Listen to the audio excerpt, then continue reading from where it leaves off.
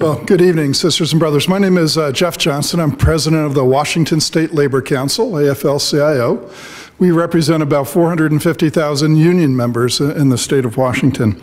And before I make a few comments on trying to answer the questions here, and great questions, Allison, if you wouldn't mind, I brought about 5 or 6 different boards for Initiative 1433. I'm really proud that my organization co-wrote and is co-sponsoring an initiative to the people that we want to qualify for November that would raise the state minimum wage from $9.47 an hour to $13. Yes, it's not enough. However, if we are successful, that means everyone from Othello to Bakota and other small towns around the state would get a significant raise up to $700 a month. But as well in that initiative, it provides paid, safe and sick leave for all workers in the state. Right now, over 1 million workers have none whatsoever, and that would be an enormous advance in prosperity for folks. So if you're a registered voter and haven't already signed it, please sign, and I'll collect the boards at the end of tonight's program. So, tough questions. We are hopefully in the waning days of neoliberalism. We have systemic failure all around. The political gridlock for the last 8 years at the national level, I'd say much longer than that, and political gridlock at the state level can barely move pieces through that do good things for folks, and we keep fighting off the austerity narrative. Justice Brandeis, back in around 1915, said that you could have great concentrations of wealth or you could have democracy. Well, guess what? Once again, we have great concentrations of wealth. We're seeing the right do everything they can to hold on to that concentrated wealth by attacking unions, attacking workers' voice at the workplace, as well as in public spheres, and an enormous attack on voting rights of people of color, older folks, young folks, all around the country. We see enormous market failure. I mean, the biggest market failure we've seen. We now have levels of income and wealth inequality that parallel what happened during the Gilded Age. I don't know if you saw the front page of the New York Times today.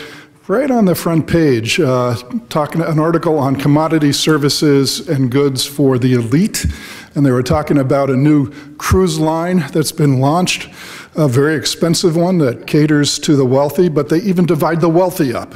So there's the super elite wealthy that have their own pool and their own restaurant, and then there's the other wealthy that have lower decks of this cruise ship, right? But if you're in the elite and you want to go to a show on the less fortunate decks, you have a gold key, which gets you priority seating in any one of those shows. Brothers and sisters, this is appalling, this is gross. And we have a climate crisis that is, at this point, an existential crisis for us. I was fortunate enough to represent labor at the Paris talks back in December, and I want to mention a few observations I had from those talks. But I want to start with just mentioning Ban Ki-moon's statement right before the New York climate march about 18 months or so ago. And when asked whether climate change was a crisis, he said, yes, it is. We have to work on this immediately. He said, the reason is we have no plan B because there is no planet B. And that became really, really clear over in Paris as I got to meet leaders from the trade union movement around the world, from leaders of civil society, government officials, even some businesses. What I learned was that when you add up all the ambitions that the 170 some odd countries signed, what was it, yesterday, at the United Nations, when you add up the ambitions they have to lower carbon, it adds up to a temperature rise of between 3.5 and 4 degrees Celsius, all right? At that point in time, we're toast. At that point in time, there are no more island states, low-lying cities and countries, Bangladesh, Miami, New York, Los Angeles, you can fill in the blanks. They don't exist. Many, many, many, many more thousands of species no longer exist on this planet. We can't do that.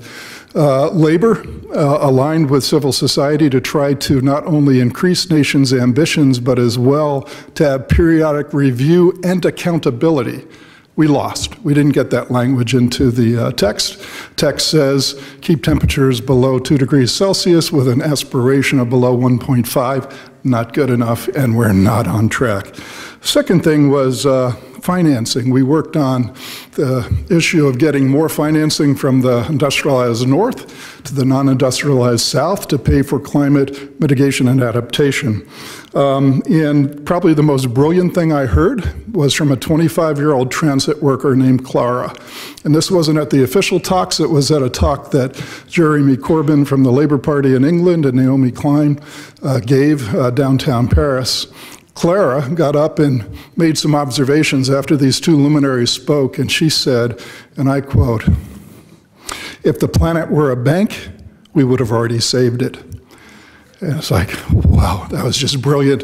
And she's absolutely right. It's not a question of money. It's not a question of resources. We know about 40% of the world's wealth is in tax havens right now.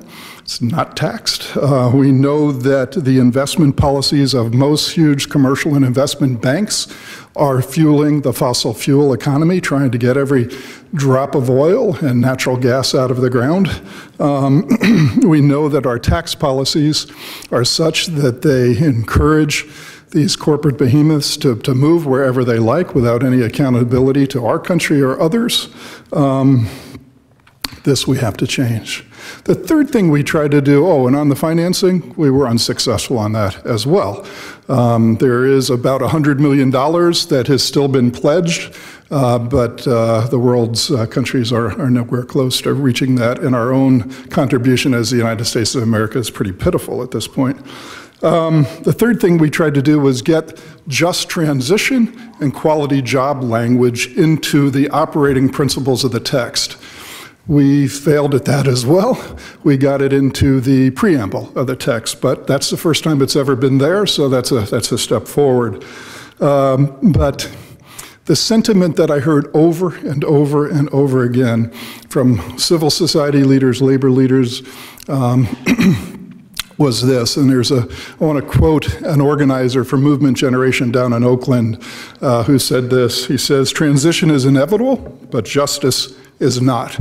This is Quentin Sankofa, and I heard his quote said in many, many different ways over there in Paris.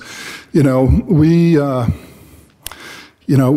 as unions, we as civil society leaders, we need to come together and be at the table figuring out what that just transition, what that equitable transition looks like. Because believe me, if we don't, rather than being at the table, we'll be on the menu. And the truth is, the Koch brothers, the Warren Buffetts, the Bill Gateses of the world, right, left to their devices. I'm not saying that they won't invest in the new energy economy, but I think they'll do it in such a way that it replicates the massive inequality of income and wealth and opportunity that we have now, and that's unsustainable and it's not right. So what we've seen is a complete failure of the neoliberal system with an environmental climate crisis that we're in a race against time, and we're losing right now.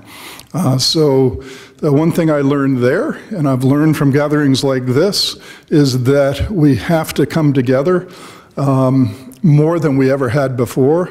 Labor, community, students, senior groups, communities of color, to work together on a set of proposals to redefine prosperity. We need to define a system where shared prosperity and equity is the underlying principle. You'll find that in the climate justice work you may have heard earlier when Jill spoke. This is work that we have been working on together, labor and communities of color, environmental community. Very, very important work. We need to break through the narratives that public spending on public goods is bad, because that's been the narrative for the last 40 years. I want to tell you that's bullshit, because public spending on public goods is great, and we need to do more and more of it, and we need to do it on a fairly massive scale if we're going to get ahead of, or even catch up to climate change, but as well catch up to creating job opportunities for millions of workers in this country and others that have never quite had the opportunities for family wage jobs, and in my case, hopefully union jobs. We can do that if we do massive investments, both through public, but as well through the private sector. And there are lots of ways that you can incent private sector, but there are also regulations that can be used as well to put some controls on how banks invest how banks invest our money. So we do need to speak as one voice. I want to give you a quick example of well, maybe this will help illustrate the point of how I think we're coming together quicker in some respects than some folks think. Last fall, I went out to one of our steelworker locals in Spokane. These men and women work on the aluminum rolling mill in Spokane Valley, right? It's an energy-intensive, trade-exposed industry. They produce a lot of carbon, as well as they produce aluminum used for many, many products, including airplanes and other stuff, much more efficiently than any other mill in the world right now, okay? So we wanted to test them out. We did a little poll with them at the end. We did I should say this. We did a town hall with them Saturday morning. 110 of them showed up. That's pretty amazing.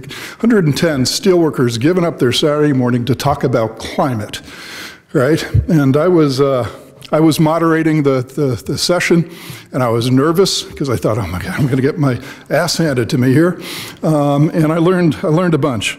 We had about 120 of these handheld devices, so we'd ask a question, they'd press in their answer, and it'd show up on the screen behind us. Is climate change an important issue?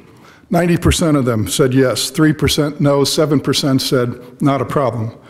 Is climate change a serious problem? 58% said very serious, 26% said somewhat, 5% said not very, 11% said not a problem.